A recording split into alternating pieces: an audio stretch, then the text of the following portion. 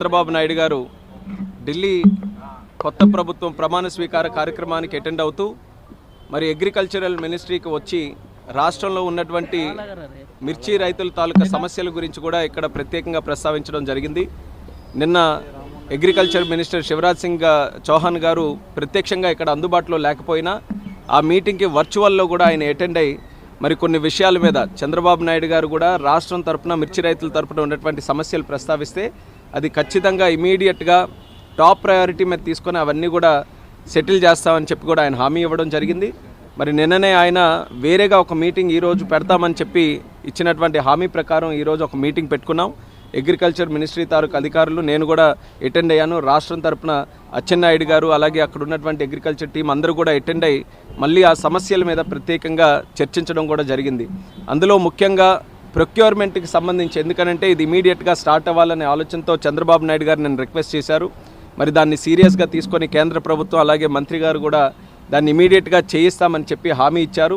వీలైనంత త్వరగా కేంద్రం నుంచి కూడా డిఫరెన్స్ ఆఫ్ ప్రైస్ ఏదైతే ఉందో దాన్ని పే చేయడానికి ఏదైతే 25% వరకు వాళ్ళకి MIS minimum market intervention scheme ద్వారా ఉందో దాన్ని పొడిగిస్తూ 75% వరకు కూడా కమిటీ ఆఫ్ మినిస్టర్స్ ద్వారా అప్రూవల్ తీసుకొని 75% వరకు కూడా చేస్తామని చెప్పి స్పష్టంగా హామీ కూడా ఇవ్వడం జరిగింది. అయితే ప్రైసు దీనికి తీసుకోవడానికి కింటా తాలూకా ప్రైసు రాష్ట్రం తరపున మనం క్యాల్కులేట్ చేసింది కాస్ట్ ఆఫ్ ప్రొడక్షన్ కానీ లేబర్ కాస్ట్స్ కానీ ప్రాక్టికల్గా గ్రౌండ్ లెవెల్లో రైతులు ఎంత పెడుతున్నారో దాన్ని అంతటినీ కూడా క్యాల్కులేట్ చేసి సుమారు 11,600 రూపాయలు ఇస్తే మరి వీళ్ళ తరపున 10,000 చిలుకుల వరకే ఇవ్వడం జరిగింది. సో దాన్ని కూడా గట్టిగా రిప్రజెంట్ చేశాం. ఎట్టి పరిస్థితుల్లో క్వింటా తాలూకా ప్రైస్ ఏదైతే దీనికోసం క్యాల్కులేషన్కి యూజ్ చేస్తున్నామో అది పెంచాలి.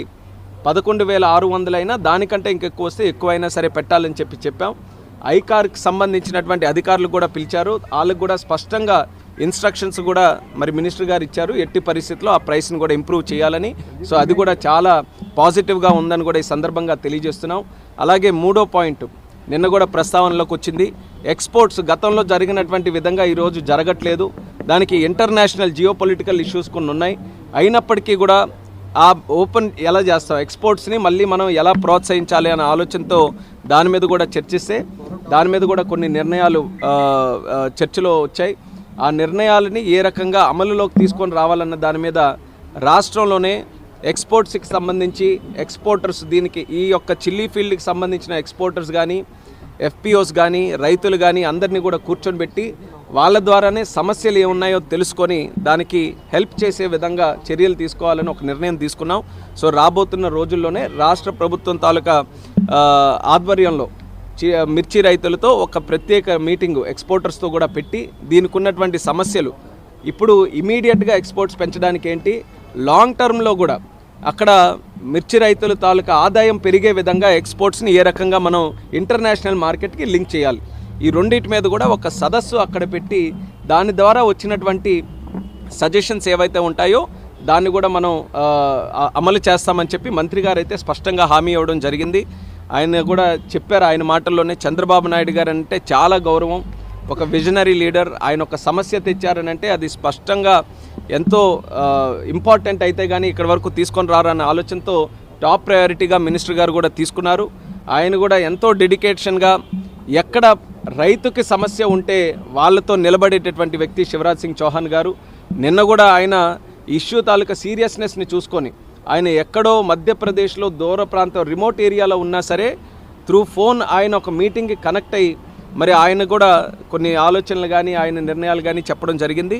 ఈరోజు మళ్ళీ ఎక్కడ డిలే లేకుండా ఈరోజు ఢిల్లీ వచ్చిన వెంటనే మరొక మీటింగ్ కూడా పెట్టారు.